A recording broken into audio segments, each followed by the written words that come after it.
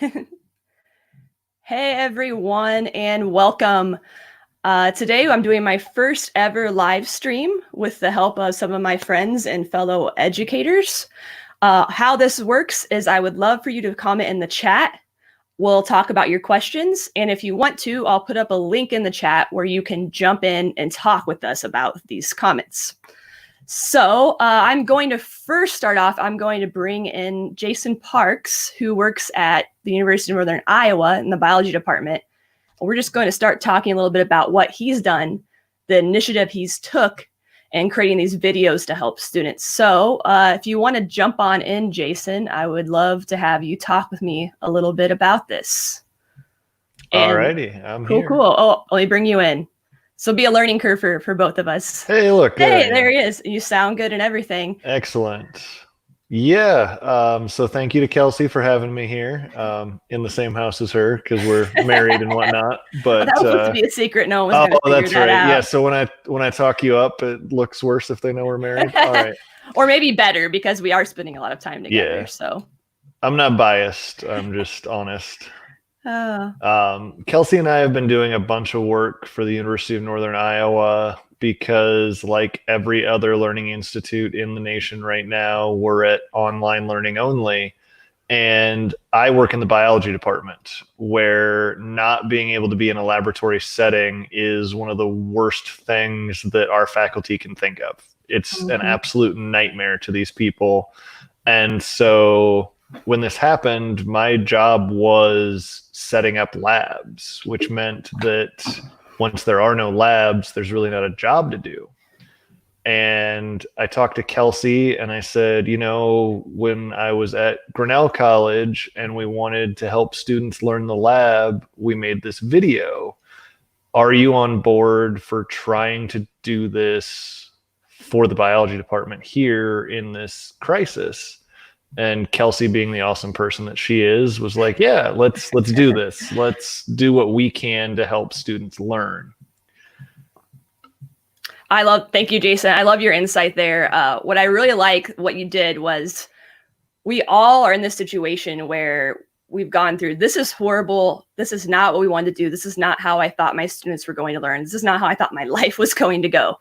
And instead of wallowing in that, which, I mean, we all kind of wallowed in it for a little while, you're like, okay, well, what can I do to help? And that's why I was so happy to jump on board, is because it gave me a sense of purpose saying, hey, I'm being helpful. And it's not about me either. It's about the students, but it really does help to take our mindset from this is a crisis that we don't deserve to have to that's true, but we need to flip the script and what can we do? So that's what I really want to talk about today, is just what we can do, not all of our, we can talk about our challenges, but let's see, how can we overcome them? How can we see this as an opportunity? Because for the first time in my entire life, I actually feel no real pressure to be perfect at something. That's why I decided I'm going to jump on this live stream, because if you judge me right now for trying something, then that's on you. It's almost liberating to say we can try anything for students. And I might actually bring in a good friend, Matt Dunkerton, who works at the Waterloo Career Center teaching video production, to talk a little bit about this, because he's done a really good job of just trying things and then reevaluating and saying, maybe that didn't work. Maybe I'm putting way too much on my students. I really like how he's really putting his students first, coming from their perspective. So Matt, I know you're out there. If you want to jump in, that would be great. Oh, hey, I see a comment from Matt. Hey guys, looks like you have to create a channel. I thought it's on my YouTube channel. Hey guys, looks like you have to. Oh, there's me talking. Yeah, so I guess. Oh, I get it. What you did? You were able to comment, Matt. Oh, there's Matt. We're learning as we go. We are learning. Hey, we're learning as we go. So did you have to create a channel and just to do that? I think I did, to comment. Okay. I didn't know you had to. Yeah, I don't know. Maybe I'm doing it wrong, but. Sorry, I didn't see your comment. I'm new at this too. This is my first live stream, so. Oh, I will hide this now. You're my first commenter, so. How did it show up? Did it show up as something in the live stream? Yeah. So in the comments, I push this. There's Matt, and if you had a channel, it would have your picture. I need to get my own channel. I need to be And like that's what it is. Yeah. Then you have your little picture and like, hey, it's Matt. So I will hide this. Yeah. That's pretty cool. So yeah, Matt, I don't know if you heard me when I was going on, but I love that you are just trying things and then, you know, playing around with those ideas and not afraid to say, okay, that didn't work for students. What might work for students? So I don't know if you have a little insight on that. I'm just learning as I'm going, and it really has been facilitated by people like you, Kelsey, and other people I've met that have, I think, just given me permission to, whether explicitly or not, to fail or to try something.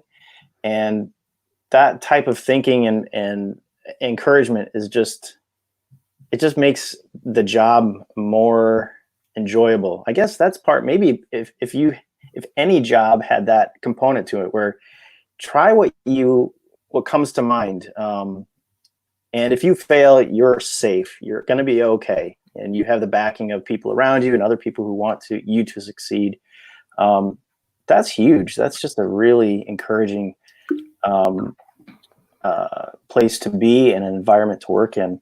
And so that's kind of been my approach, and I'm learning it as I go. And sometimes I forget, like a lot of times I forget, and I'm freaking out trying to be perfect and too scared to send an email that says, hey, come check out this live stream. Because, you know, we all have our insecurities and fears about failure, but I've just heard some really good advice. I can't remember exactly where, but just somebody parenting saying, you know, he loves when his kids fail, because and I'm saying this, you know, in a good way, because he's like, now you know what not to do, and you survived. If you fail at doing something and you are still breathing when you're done with that failure, that's a good thing. You know what not to do the next time. And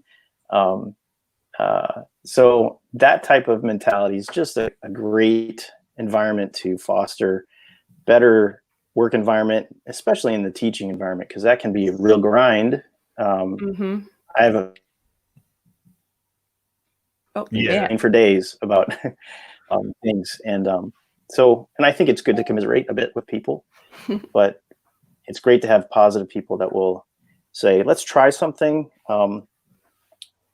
and then do it. Like, just step off and see where you land. That's kind of fun. No, I love it, Matt. And like I said, I just really respect that you are willing to just try things, and that we all know that there's a lot of pressure from administration, just dealing with a whole bunch of different students. How would you advise someone on how to handle that pressure and still keep the students first? Well, I think there's so many different personality types I've found in teaching. Some people are really high maintenance. Some people are so low maintenance that it seems like they don't care. There's quite a gamut. And I think the beauty of the teaching environment is that you have all of that, and there's positives that each personality type brings. But overall, in the Career Center where I work, there is this students first mentality, and sometimes it comes through as frustration. We want the students to learn. I think all teachers want students to learn. They want the best for their students. But to work in an environment where you have that as the tip of the spear for the whole administration on down, that you care for the students. A lot of the encouragement we're getting from administration is be considerate. You know, don't just pound them first for not having their homework done, right? And that's the typical knee-jerk response. Like, I spent so much time on this lesson plan, and I did all this work, and I put it on Google Classroom, and not one of you is like, so that's the knee-jerk, and that everybody has. And I don't think it's necessarily something to be ashamed about. It's just something to be aware of and combat when it happens. But for me, that being in a group of teachers and in an environment where the students are being put first, as far as think about them first, care about them, see if they're okay. I think that is very helpful to cushion the need for pushing rigor. Mhm. I think if you have a good established relationship with the students, it's easier to push the rigor when they are failing. Because you know what? I've sent out emails. In fact, last night I sent out 13 emails to students that just have been MIA. They're missing since spring break, pretty much. I mean, I've maybe heard once or twice. That's pretty typical I'm trying right to now. shake the tree. And I got, within like 2 minutes, I got 3, maybe 4 emails back. And the students they admit that they have been lax. I'm sorry. There really isn't a huge need a lot of times for teachers to be really aggressive. That's our nature, I think, is to be aggressive with how we want them to behave. But a lot of times you can kind of coax that response that you want out of them if you just word an email right, if you're a bit diplomatic about it. But it really does come down to care and put that student first, rather than putting your expectation of what they're going to do first. That's a great point, Matt. And I think that applies even before all this happened. But now that this has happened, what I hear from a lot of teachers is, I'm overwhelmed, and maybe it makes me feel better to throw everything I know at my students. But let's think for a second. Aren't the students over? I mean, the students are going through so much right now. The last thing they need is all this stuff from you and to have you put a bunch of pressure on them. So we have to rethink right now, hey, what are my students going through? Put ourselves in their shoes, which I know you're good at doing that, Matt, and realizing, hey, I'm frustrated they're not participating, but maybe that's not what's important right now. We don't know. They could have a family member that's sick. We don't know. So also, I got a comment here from KFlat33, which I believe is another teacher, Kelsey Flattery. Is a good friend. Thanks for having this conversation. It's so important that we keep our students and their needs first and try new things. Thank you, Kelsey. I really, really appreciate this. Put another comment in or jump on in, Kelsey, if you have anything you want to add. She's a teacher in the Des Moines schools and has really done a good job of what can we do for our minority students or students with whatever needs they have. She's always been one of the person on the forefront of that. And I really appreciate her initiative there. So thank you, Kelsey. And anybody else chime in here. We would love to hear from you. Yeah.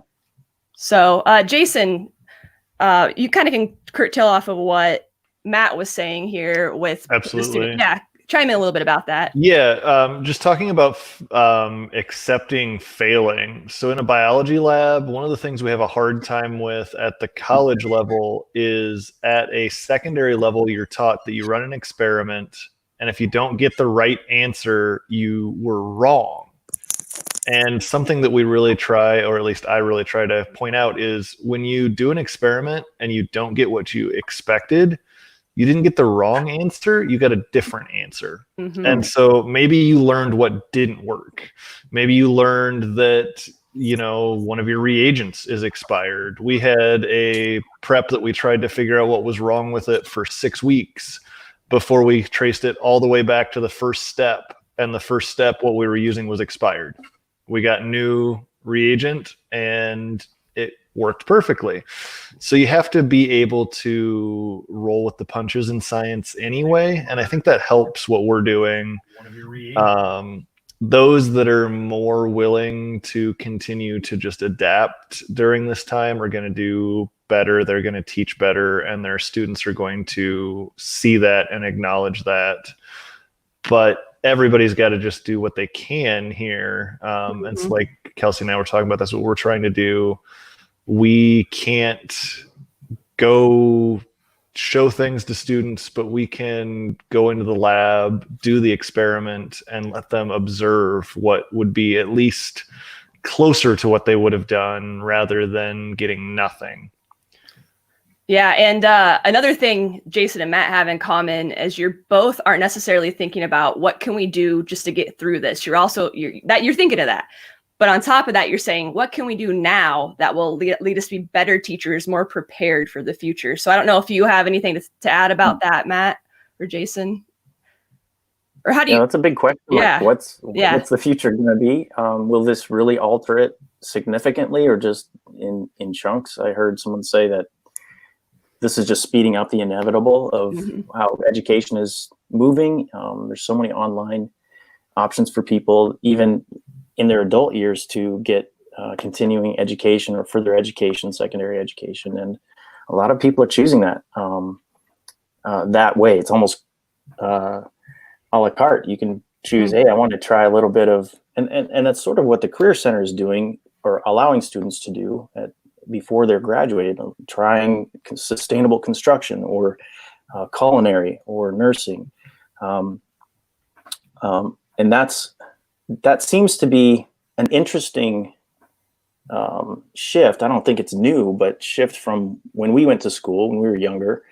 There was kind of this, it was laid out. The meal was already prepared for us to eat, and we just ate it whether we liked it or not. And this choice, this culture of we can choose now a little bit more selectively is pretty fascinating. And I'm not sure exactly if I have my head wrapped around how that's changing our culture and the students and what they have available and what their hopes and dreams are. And but it's an interesting conversation. I'd like to hear what you guys think of what you see in that world. Go ahead, Jason, if you have anything to add. Yeah, absolutely. I think one of the big things is, like Kelsey was kind of getting at, how can we use what we're doing now to get through this, not just as a stopgap, but as enrichment on what we were doing previously. So for the work that we're doing in the biology labs, we're planning to use these videos that we're making as pre-lab activities in the future. So these are freshman classes. You have a very wide array of level of knowledge coming into a freshman biology class at a university. And sometimes it's really easy to forget that when you've been teaching it for 30 years. And what a micropipette or a microscope is just isn't something that you think anyone doesn't understand. And there's definitely a non-zero amount of students that don't know what's going on there.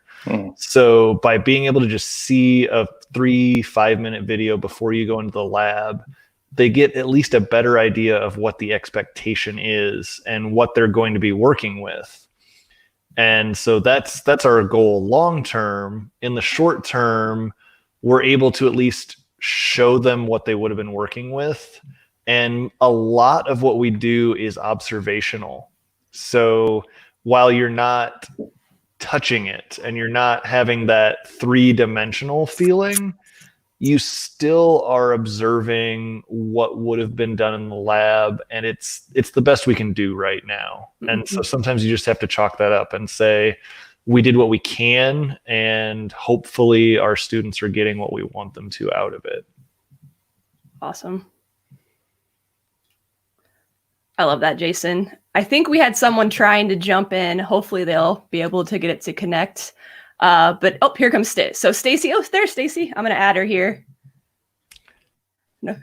Hey, Stacy. Hello. So good to see your face. You too. It's been a long time. I know.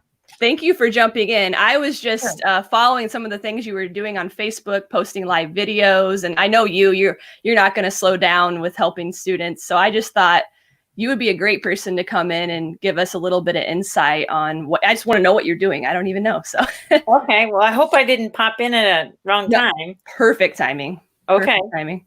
So you want to know what I'm doing? Yeah. What are you doing right now? I mean, well, what are your? Yeah. Go ahead. As a ELP or expanded learning program, talented and gifted teacher, we're an extra in a way. You know, it's not classroom, and so with things already not being required, I can sometimes be seen as an extra. So when the first mandate came out that we needed to extend, maintain, enrich, I guess was what it was, I set to mind that I can enrich. And my passions are science and social studies. And so I said, I'm going to start a blog where I'm going to post a daily, I wonder, what did I discover? And then the next day give the answer. And hopefully kids would be interacting with me and saying, oh, I think this is this, or I've never seen that before. Tell me more about it, that sort of thing. once in a while I get 1 or 2 responses, but I still have the passion and the commitment to keep it going. So I'm having fun with that. So it gets me out exploring and being outdoors, which is what I love to do. And I have more time to do it now. So that's great. So that was one of my commitments. And then the second thing is just to continue to look for new ideas and options for my students. I do a weekly Zoom with my 4th grade ELP and also with my 5th grade ELP separate. I've also done book talks where we have the first one, the author sent me the links to a book she had published in January. And I had Skyped with my students with this author on a previous book back in November or October. And so she had my name and my address and figured I might be interested, and I was. So I sent it to my students, and I had 7 kids that we listened to that book. She read it to us, and then we had book discussions following up. And we're starting a new one next week. And this time the author isn't reading it. Instead, my daughter, who is a 6th grade English teacher in Denver, just up the road where we live here in Chipola, she's been reading it for her students. And I said, can I use your videos? So I sent out the first set of YouTubes today for the first 8 chapters, or the first videos. So hopefully I'll have some interest. Right now it looks like 4 kids are interested in following in that. So keeping them reading. I'm always looking for ways to connect. Today I got involved with some young kids in a new project that National Geographic is doing, and that's Explorer Classroom. They do it for middle school, but they just started today for pre-K through 2. Awesome. And my gosh, that presenter was fabulous in getting those young kids involved. So I guess that's what I'm doing. And I'm hoping that this pause in education helps us to transition to see that relationship piece might be missing in our schools. I mean, I'm not saying we're not making relationships. However, I think the things that have become more focusing are standards and test scores rather than, this is who I am, this is what makes me curious. And I hope that each of us as educators transform our classrooms so that we're no longer teachers. I mean, that doesn't sound right. But that we aren't the sage on the stage or the person in control, which is basically how I teach my classrooms anyway, but that we all take that risk to offer the opportunity for students to find their own meanings and ask the questions that will get to the learning that we need to address, rather than we say, I'm the teacher, I'm going to talk all day, and you're just going to learn. Anyway, I don't know. Is that what you're looking for? 100%, Stacy. I knew I had no idea what you were doing, but I go, Stacy is not going to sit by and be like, I'm on vacation now. That's not Stacy. You're going to take this by the horns. And Matt is seeing it too. You don't have necessarily a lot of participation, but that doesn't mean you don't do it. And those 4 kids that are following you right now, they're getting so much out of it. And I just love that you're not letting that get you down. And you're just like, hey, I'm going to be I know you wouldn't. Like, you're not a gold star teacher who went to Antarctica and all that stuff because you're a bad teacher. So, but yeah, I just love so much what you said, Stacy. I don't even know where to start.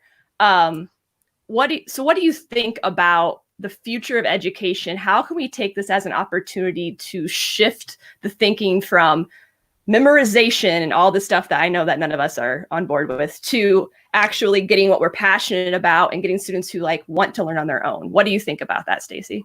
Well, I think part of that has to be let them ask the questions. I mean, they're curious individuals, and we snuff that out of them somewhere, and that is so wrong. And so let them follow their passions with us guiding them, facilitating that kind of learning. Let them make the meaning. We need to listen to them. We have to have more empathy. Life will not be the same, and a lot of people's relationships are going to be different within amongst their families and their communities, and we don't know what it's going to look like on the other end. However, we know that there will be changes. One thing that I've been sort of excited about, and I'm still kind of learning, but I've been looking into like the flu epidemic of 1918 and other pandemics and things like that, to see how people related to what journals were left, or how does what we learned about lives at that time relate to what we might be able to carry forward here. And the Waterloo District is encouraging all 4th through 7th grade students in our ELP program to keep a journal. And when I have my weekly Zooms, like yesterday, I had 6 kids in one group and 7 in my other, which isn't bad. And I asked them each, hey, how's that going? Oh, sometimes, yeah. And I said, I get that. But I also shared with them a video about why what they have to say matters. And I said, nobody may ever read your journal, and that's okay. But for you to get that out and think that through, and then again, maybe somebody will. Look how many people have been interested in, and I know it was World War II, but what happened with Anne Frank? Yeah. My goodness, how many languages is that book in? And, you know, people are curious about what teenagers think, or we should be. 100%. And I think even myself, I'm kind of like, how do I fit? Why do I matter? And then by telling kids, journal, not because you know what the future's like or whatever, just because you do matter. So I'm going to take a second. We've had some comments here, so I'm going to take a quick second. And I know, Stacy, you have something else to get to, so feel free to jump off whenever or stay on as long as you want, because you're amazing. But so here we have a good friend, Brian Miller, who actually is the reason I'm doing this. He got me hooked up with the software. And I jumped on one of these last week with him, and I was so excited about it. I had to do it. So, and he has such great things about education that Matt's actually been following his channel now. And it's just, we really appreciate you, Brian. So thank you so much for the comment. I really appreciate that.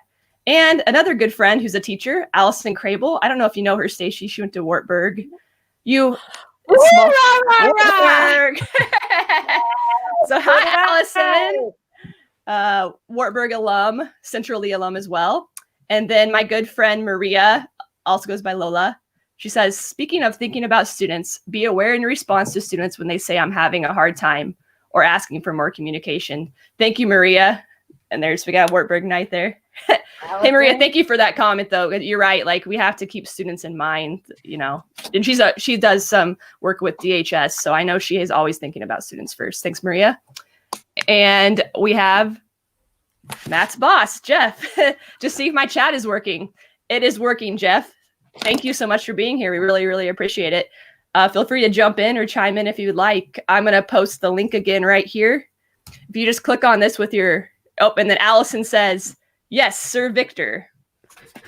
I did not know the name.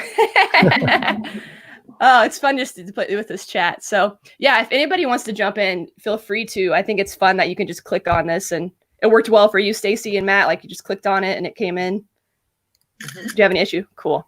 No. Oh, and Jeff gives us a thumbs up. So we'll go back to, let's see. I've always wanted Stacy, and this is my husband, Jason. We've met. He's a big science person. I always was talking about you guys maybe separately. I don't know. Jason, do you have any questions for Stacy or vice versa? I just want to say I think it's great what you're doing, and your point on not crushing out creativity is so huge. So at the college level, we see that where you're getting people who were interested in biology, were interested in science, but that creativity and curiosity has kind of been stomped down. And it's unfortunate when you see that, because when you're beyond a bachelor's degree level where you're more into graduate work, that's all you're doing. The entire purpose of science is questioning what's going on and looking at something that nobody else has seen before. And we need to continue to show that to younger individuals. I think we would have a huge boost in interest in science if more of our 5th, 6th, 7th, 8th grade students are allowed to really see what science truly is rather than memorize it. Exactly. 100%. 100%. And Matt and I don't necessarily operate in the field of science, but even in video production and technology, we're seeing how those two fields can really go hand in hand. I feel so. Do you have any thoughts on what we can do with video, Matt? to help with science. I know I'm really stretching it here, but I No. do see a future of combining communication, digital literacy with science. Like that all goes really hand in hand. So I love when I see students have divergent thinking from in any field that they're in. When we see them break off from how I would do it, right? That's what I fought. I think the first year. I mean, I've only been teaching for 2 years, and I'm still fighting this nature of I need to tell them how I do it, and that's the only way. Instead, I'm learning to teach how I learned to do it and why I think it's the most efficient way or the best way. But I actually hope that they find a better way, and I challenge them, hey, prove me wrong or find some other way to do it. And every semester, student does it a different way, whether it's in audio production or video production. They turn it on its head, and I'm like, that's it, because employers, I think the most valuable thing to an employer is a student that can solve problems in an unconventional way.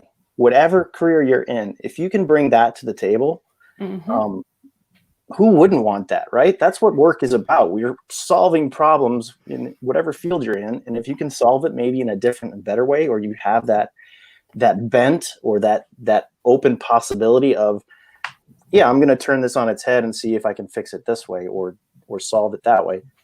That's what I'm learning as far as my teaching style. That's what I'm going for. So the science part of it is the asking the question, like, how does this work? Let's pull it apart. Let's break it. Let's fail and then figure out, oh, that's not the right way, or part of that was right. Let's try another way. So that divergent thinking I associate almost with a scientific approach to figuring out what career you're in and how you go about your career. And I love seeing that in students. And the best part about that mindset is if we teach with that in mind, I feel that students will succeed no matter what field they go to. I know at the Career Center, we can often get caught up in, I'm going to be a plumber, I'm going to go into this field. But if we actually approach it as, I want them to think critically, I want them to bring their own thing to the table, that's applicable in any career. Like I really didn't go to college for video production. I technically did, but I learned it by those skills I did in elementary, high school, everything I did, I was taught to problem solve and figure it out on my own. And that's why I'm in where I am. It's not because I had some magical class. So I love that you guys are thinking well beyond like the content and more like, what do I want my students to think and how do I want them to think? And I know Stacy's done that quite often in your class it's being an ELP teacher is awesome. Like it's the only teacher I'd probably be, because I just love that you can just kind of take students and challenge them when they're the students that are like on this cusp of whatever they could be. So it excites me, So I don't know if you have any more thoughts on that, Stacy, on what, actually I posed this question here in this banner. How do we see the future for, not that virtual instruction might be the future, that how can we maybe combine what we can do online with what we can do in the classroom? That's what I've been thinking about a lot. Well, I think we got to do what Matt just said, turn it upside down and let's be creative and find a way to make it happen. And I don't know that I have all those answers, but I'm excited about the opportunities. And I miss face-to-face, but at the same time, resources are there for most people. And we definitely have to figure out the equity piece, especially in a district like Waterloo. Yes. But I want to think that a blend is probably great. I mean, just think of how many resources we would save if we didn't have to drive buses 5 days a week, heat buildings 5 days a week. And I also think in the traditional classroom sense, would that allow us to have smaller class sizes, as in like the kids are there half the day and then the other half is like the other half of the class, like classes of 10 and 15 instead of 30. Oh, yeah. That to me, I do know with the equity and then like childcare, I know there's lots of problems. We can go down any rabbit hole of like, well, that's not going to work because of this, or this, right? But like, why do we not entertain these ideas just because there's challenges? Like, well, maybe we can be creative and figure out how to address those challenges. Yes, the challenges. I mean, right now we have those. I mean, people are facing those and we're getting through it for the most part. It's just that it's a scary time. You don't know how much outside your home you should do to help people. Whereas, when we get past the pandemic, golly, there'll be all sorts of people that'll want to help solve these problems. Mm-hmm. Yeah. I think I was going to say too, when we're looking at what's working, it's great. But I think also one of the things that we can look at here is we've always kind of in the college level shunned online classes as like a second tier system that, in class is the only way to do it. And as we're having to do everything online, I think you're really learning what is able to be taught well that way and what isn't. And learning what things don't work online is just as important or more important than learning what does. We have to find ways to get around that right now. But, in the future, we're hoping that if a class just doesn't work well online, we don't have to do that. Yeah. And where I'm going with this kind of is, obviously I do video production, so I'm thinking, how can we use video? But I think a lot of people are just saying, I want to take what I do in the traditional classroom and convert it to video, where instead that's not going to work. We have to say, how can we use video to engage students? Students are not going to pay attention to you just talking at them because they have their phones. They don't have to. There's nobody holding them accountable, which we shouldn't be worried about holding them accountable. That's a whole nother rabbit hole I won't go down. But back on topic here, Jason, in particular, you've seen what has worked with video. What have you done to make it more engaging for students? Absolutely. So with what we're doing, we're taking a 2-hour lab and we're condensing the activity down into under a 10-minute video. But that doesn't mean that all you're doing is watching the video and being done. We have lab manuals that the students have that walk them through the process, and there's qualitative and quantitative work to do along with the video. So you can take what you're shown and then use that to help answer the questions in your manual and walk you through the process. And so it's more of a hybrid, honestly, than a true just online virtual, because we're using what they can't see because they can't be there to help them with what they do have their hands on. Love that, Jason. And Matt, you've been kind of experimenting with how to use video and ways to get your students to create videos. I know it's been a challenge, but how's it been going the last couple of weeks with that? Pretty abysmal, actually. And that's okay. That's honestly. But, yeah, I think we're learning.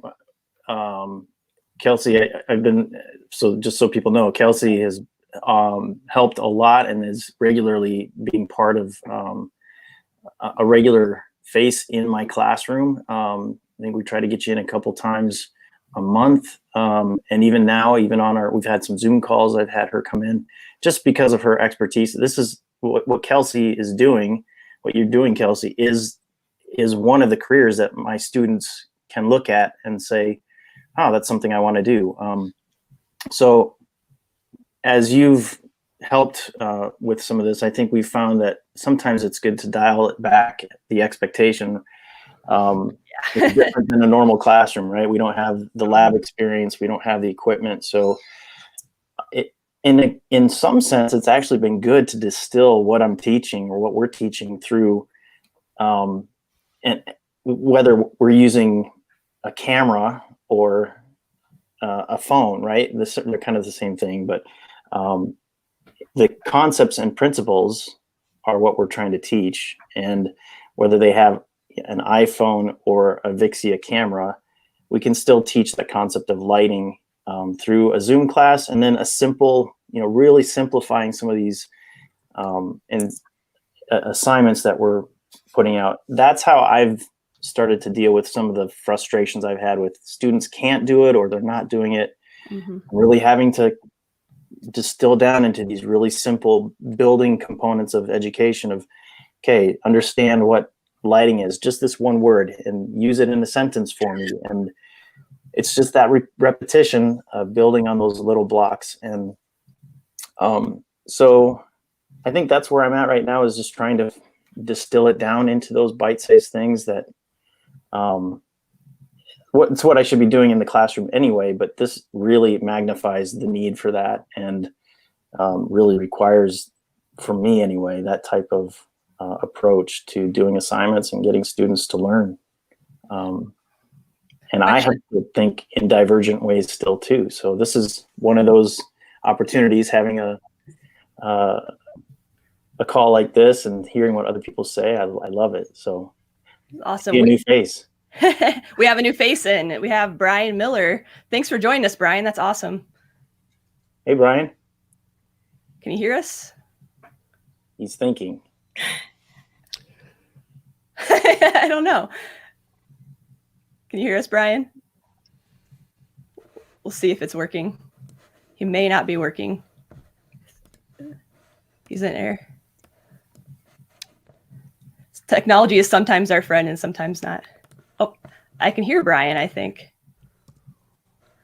But yeah, in the meantime, yeah, Matt, your point about how we're simplifying everything, I've learned so much, because I do feel like I come in and I'm so excited to teach the students that I tell them everything I know and I just throw everything at them. And I always know that's not good, but I get so excited. And now we have no option. It's like we have to break it down so simple that it's really helping me get perspective on how to be a better coach and teacher of what I do. And I've been really thankful for that opportunity. Oh, I think we have Brian in. So let's see. Hi, everybody. Hey, Brian. there he is. Hey, that's it's funny. I think that's, for all the times I've done this with other people, that's the first time I've jumped in to somebody else's, and I had the same problem that everybody has had, which is I still was listening to the delayed real live stream, and it wasn't matching up with anybody's voices, and I was like, "What is going on?" The teacher has become the student. Yeah, that was wild. This is a great conversation. I couldn't help myself from jumping in for a second here. Hello, everybody. Hey, Brian, I'm Hi, so Brian. glad you jumped in. I know, Brian, do you want to quickly explain how we know each other and how this is kind of near and dear to your heart, this topic? Yeah, I mean, Kelsey, what did we meet in the freelancers workshop? Yes, I think over a year ago, probably. Yeah, well over a year ago now. Yeah, probably about a year and a half ago. So I am a longtime student of Seth Godin, the kind of legend of business and marketing, and Kelsey went in. Were you in Seth's world before that, or was that kind of how you ended up in his? I found him through somehow. I don't know how I found him. It was one of those things like he was on someone else's podcast or something, and I was like, hey, this guy gets it. And then I started then Akimbo came out and I listened to that, like binge that. Okay. Then I did the podcast fellowship. Is that what he called it? Yeah. Yeah. And then I think the freelancers was the second one I did. Yeah. Where's your podcast? It's it's a work in progress.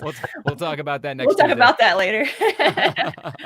So basically we met in an online workshop, and kind of Seth Godin has been really reinventing what learning looks like for the virtual world, but he's been doing it in adult learning because it made more sense to start there, because adults are already used to kind of going at your own pace and taking control and taking responsibility for your own learning. But I think now everything that he's been teaching and preaching for so many years and innovating on is going to start coming into the younger grades. And I think it was going there anyway. I think by 2030, we were going to be looking at this no matter what. Mm-hmm. But here we are in 6 weeks, we're doing it. And I guess the one thing that I jumped in because, and now I've lost track of who was saying it. I feel like it was Matt that was talking about this, and Jason was also, so I think you were tagging off of each other, but all of the new innovative ways that folks like us in this room are thinking about, which is a small percentage of the overall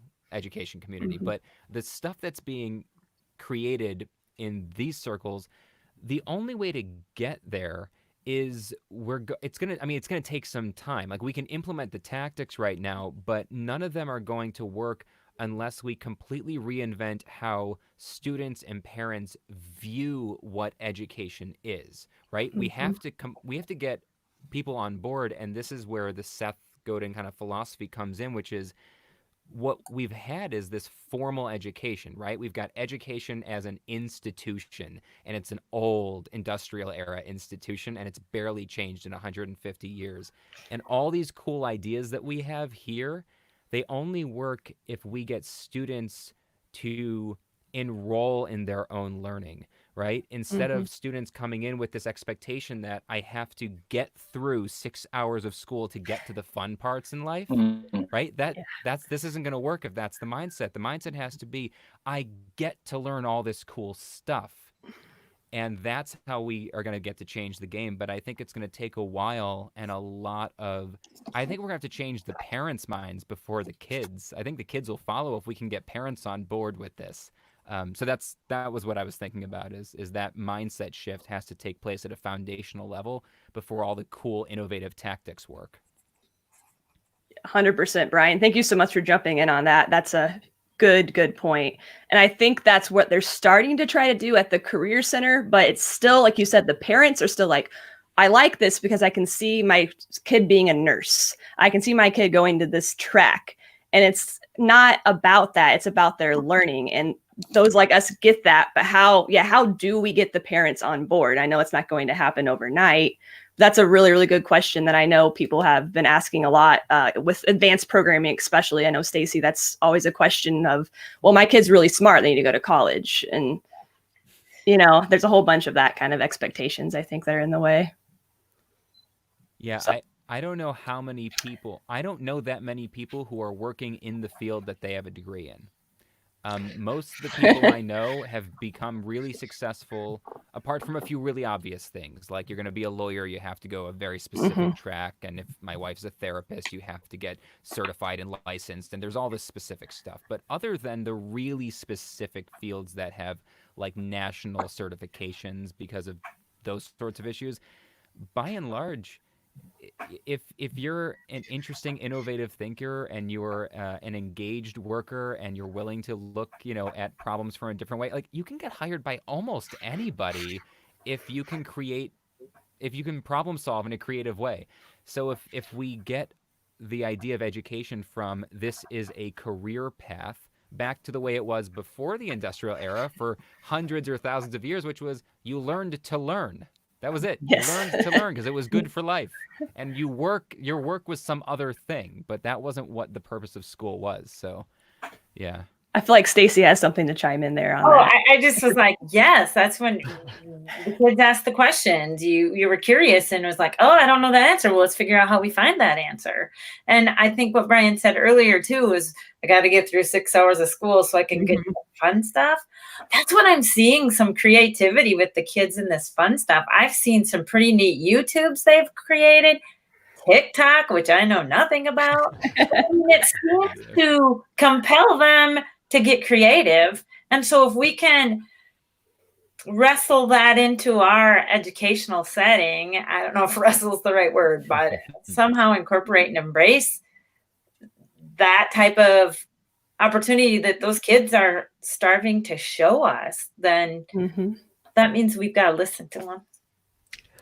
So I have a question. Do you guys think that we had it easier or harder, and what parts of our educational experiences were valuable in the past that we would say, yeah, that's a valuable trait that I got from whatever, pressing through some stuff that I didn't really want to learn. I ate my broccoli, and it took me until I was 30 to actually like broccoli, but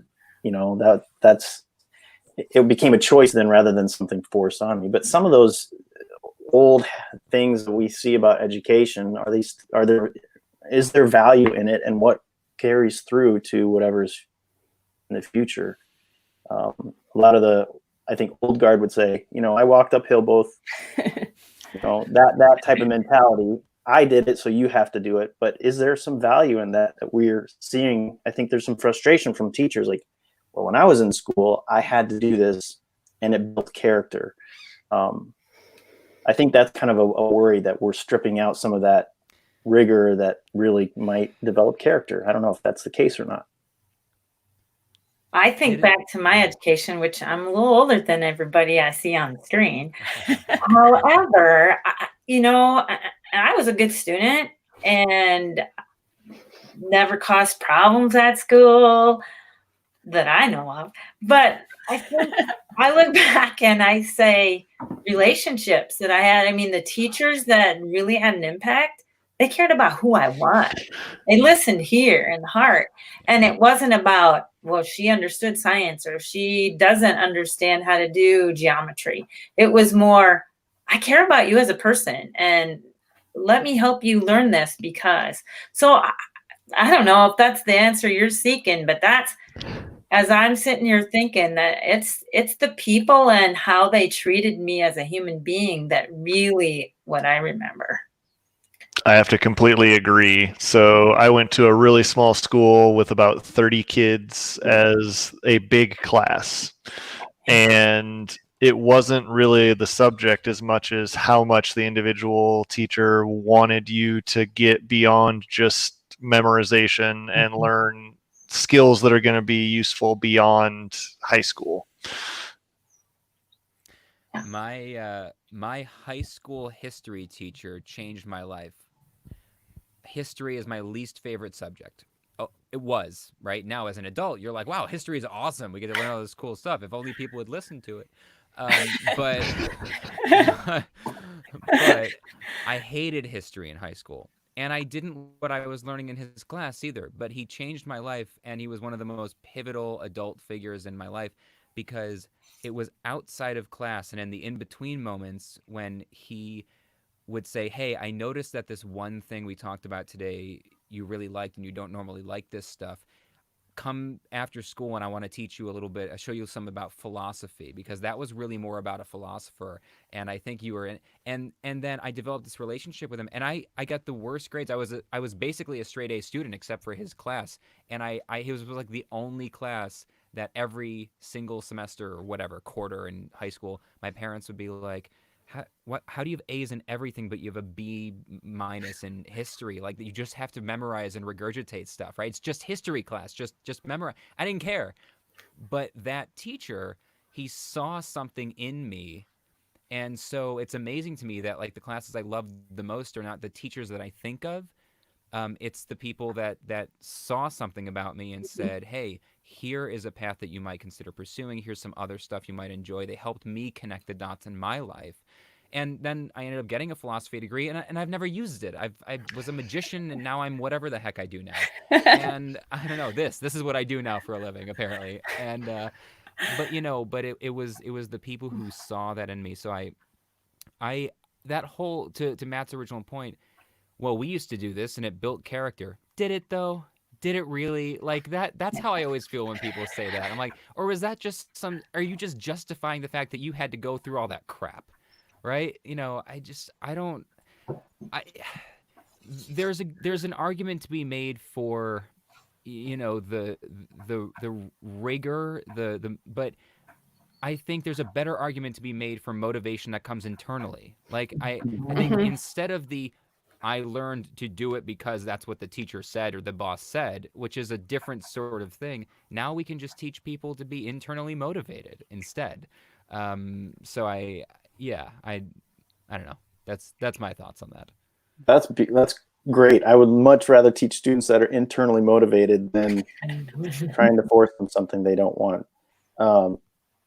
And that's a good goal, I think. A good way for me to think about how it's a component of teaching, right? You're trying to get that wheel to start turning inside of a student, that you see that light bulb turn on, and that's the win, right? When you have that moment with the student and you say, okay, I'm going to teach again tomorrow because of that experience I just had with that student. Yeah. Oh, go ahead. No, go ahead, Brian. I just wonder to what extent, because whenever I talk about stuff, and I get invited on a lot of educators' podcasts, and I have half of my clients are in the education market, but I am not and have never been a teacher. So I don't know how I ended up in a position where people are listening to me about this, because I have to always qualify. I've never had to deal with the day-to-day logistical nightmares that you all actually have to deal with. I get to talk about it, right, without having to actually deal with it, and I recognize that. So I wonder, though, Matt, to what extent, when you see a kid that lights up and has that moment, to what extent you can actually, instead of just going, I'll try to do that again tomorrow because I saw them light up, to ask them, hey, what was it about that got you so, you don't normally get excited about this. What got you excited about that today? because I wonder if that's what's going to lead us to the right next step, is I know a willingness to ask questions in a way that I feel like public education doesn't really let you do anymore. Yeah, that's really good. I know that when you don't get response or any response from the student, you know, that's the worst feeling. And when you do get some light bulb moment, you want to do anything you can to continue that or to reproduce that somehow. And that's a good thing to consider, is asking the right questions. And sometimes it's not just repeating the same thing over. It's asking the question, letting the student be a bit more introspective, getting that wheel to start turning that way. I like that a lot. I often wonder, how do we incorporate more of the students' passions? Kind of, I don't know if that's the right word, but every kid has something. I think, even if it's like really crazy. Like I had one kid in second grade who wouldn't talk to anybody, but he loved the Titanic. Like there's just these weird interests that people have. And these kids don't blossom until someone, usually a teacher, is like Brian said, they come to him and say, I see you like the Titanic, and I know you don't want to write, but what if you wrote me an essay on the Titanic and why you're so interested? Right? Like that's what people did for me. And I'm personally interested in a lot of things, but still, like that's what really got me. It was that student choice. And it's like, how do we make broad assignments and then let the students do what they want? I don't know how you do that. I'm not a teacher like you guys are. I know you have curriculum. Not Stacy as much necessarily, being ELP. I know you have measures. Everyone has these measures to hit. Administration, there's just so much put on teachers, and it makes me anxious to think about too. So I hate to add one more thing. Like I don't want to add one more thing to your guys' plate, but what can we do to make our assignments more student focused and something that interests them? Because in the reality, it doesn't matter what they're writing about if they write, right? Correct? Mm-hmm. So I don't know. Whatever. So I don't know. What do you guys think about that? Stacy, like I know you do a lot of hands-on and going outside, but I'm sure there's still some kids who aren't interested in the outdoors or something like that. I don't know if that's true for your kids, but at the elementary, I haven't really found that to be an issue. No. And I think if I'm hearing where you're going, if we have that big picture of, okay, by the end of the year, these are the learning focuses that each kid needs to leave the class with. And then we say, okay, how do we get there? What are you excited about that would help you get to this point?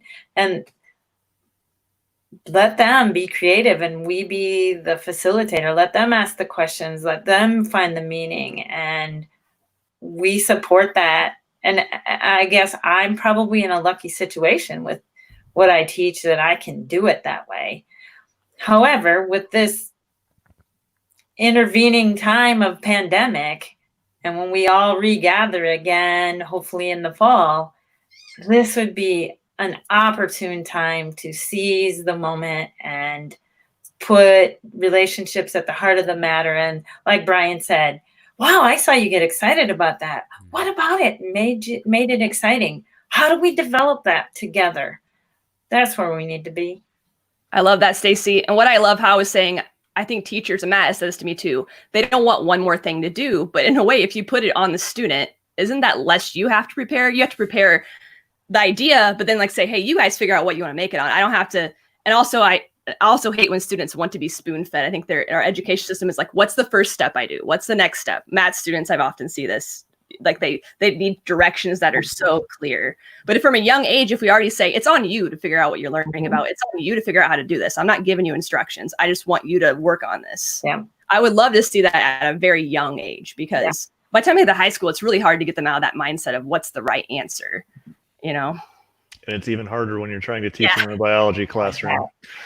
Right, well, Jason? And if it's not their dendrites in their brain that are growing, then they're not learning. So if they don't interact with that interface somehow. Looks like we got some, oh, hey, Gina. Thanks for joining us. Awesome. And we got Amy Meehee here, who also works at the Career Center. I'm glad you joined us, Amy and Gina. So feel free to jump in or ask any questions you like us to talk about. It's great to see you guys. I do love the software. It's cool that you can just click on the comment. I'm still obsessed with it. This software is a miracle. It's pretty Everyone, amazing. hey, Gina. Gina's another. These are all amazing people who are commenting on this. I can't say enough about all of you. Gina does awesome work with the kids in Waterloo. Stacy's probably familiar with what's it? Or We Believe Summer Academy. I'm not sure what's called now. She started a summer program for kids, and it's just taken off on what it's doing. I can't even go into all the details about how it's amazing, but thank you, Gina, for all you do for the students. She's pretty amazing. Yeah. So I know we got a little off there, but and yeah, Gina said yes. So Gina, if you'd like to jump in, I would love to see your perspective and I'll post in here. Hopefully you can, all you have to do is I'm trying to post here. Click on that in your browser and I'll let you jump in, Gina. You have an awesome perspective on how to help students who maybe are going through a rough time, who don't have the best home environment. So I would love to have a little bit of talk about equity through all of this. And I don't know what you all think about. Part of me thinks we need to make sure kids have access, right? But beyond that, how do we handle this situation, and how can we in the future maybe make technology an equalizer? That's been my brain. It's like, can it be an equalizer if everyone has access, or is it still a problem? Well, did you all see the report just last year that the expected problem with technology from about 10 years ago, what we expected to be the big problem, actually ended up being the opposite, became the problem? So this was this big report in Washington Post, maybe, and it was essentially that what we expected was that the really wealthy families, those kids, were going to have an unreasonable amount of access to good technology, and therefore they get even further ahead. And what ended up happening was that technology became so cheap and ubiquitous that it was actually lower income families over time that started to rely on the technology for babysitting and teaching and let the YouTube videos just do the child raising. And it was only the wealthy families that could afford the luxury of human connection and could afford the luxury of spending real time and going on vacations and taking time together. And there was this big ranging study about that. So Man, is that a movie? That should be. What was it? It should be a movie. If it's not, that is a great premise for a Black Mirror episode. Yeah. But that's interesting. Like, I think maybe was it you and Adam were talking about that, Brian, when you were doing this, about how some of these kids with less access actually have more knowledge of how to use YouTube and how to access public ways of learning, which I think is very interesting. Yeah. So yeah, you know what? That's it. No, but I don't remember that conversation. I don't know if you got. I've been listening to way too many, so I'm not sure who it was. Sorry if you did it. Thank you for saying that, whoever that was. We're all just like jumping from one video weirdness to another these days. I'll jump on this, and then I'll jump to a video conference with one of my clients, and then the next one is my manager who wants to talk about one of my clients, and the next one's and then all of a sudden I get to the end of the day and I'm just like, is it the same day as it was a minute ago? Because I don't know what I'm doing anymore. Oh, that's how I feel. Having said that, though, I'm gonna need to bounce in a minute because we had just gotten home a little while ago from my wife's 20-week ultrasound, so we found out the gender of the baby today. Ooh. So Exciting. I'll leave that as a mystery. It's our first, and back in January, we did not expect this to be as anxious as it is having our first, but nonetheless, we persevere. So it was really nice to meet everybody, Stacy, Jason, Matt, and I'm sure we'll all do this again sometime. We'll talk soon. Take care, Brian. Congratulations. Thank you very much. Yeah. Thanks so much, Brian. Yes, thank you for stopping by. Yeah. I probably got to pop out too. Yeah, it's actually, we've had so much fun. It's already been an hour, so it might be time to wrap up. I see a couple people tried to jump in, but it didn't say they're here, so. Good to meet you, Stacey. So. You too. Yeah, Matt and Stacey. Yeah, you guys can connect sometime, but yeah, thanks so much for staying in, Stacey. I know I said you had other things you need to do. But I'm supposed to be in a webinar, but I can watch it later. Too much fun. No, I really enjoyed this, and I didn't know how it would go, and I think it went really well. Thanks to all of you guys and your awesome insights. You're the real experts. So hopefully we'll maybe do this again soon, and we can have a structured time and plan a little farther ahead than the 2 days that I did. But it was Matt was the one who had this idea that we should do it, and I'm thankful for him for pushing me into it. So That's great. Matt. Wasn't original. I saw it somewhere else, and it's cool to see positive people come into this forum and just talk, acknowledging difficulties, but wanting to be, part of whatever newness is happening, this brave new world. So it's cool. Cool. Yeah. Yes. Thanks, Kelsey. Yes, thank you, Stacy. I'm glad you joined, and thank you, Jason. bet. I will just talk for a little minute, and then we'll end this live stream. So I will see you guys all soon. Okay. Okay. Thanks. Oh, I added Matt back in, I think. So I'm new to all this technology too. I want to thank you all for watching our first ever live stream. It was a lot of fun. I really enjoyed it, and I can't wait to do it again. I'll keep you all posted on what day and time. It won't be the same next week, so I'll be busy, but we'll for sure pick a regular scheduled time to do this every week. And everyone's feel free to jump in and just talk about whatever you want. I really enjoyed it. In the meantime, feel free to visit my website at www.kelseyhammer.com, where I'll keep updated on all the things I'm doing. And also on my YouTube channel, if you subscribe, I'm posting videos every week. They're little tutorials on how you can make better video, which right now is pretty important, especially even if you're just a teacher that wants to make a little better video. The more you can do, the better your students will take from what you want them to learn. So I will stop talking because we've been talking for over an hour, but thank you to everyone who joined, and stay in touch. We'll see you next time.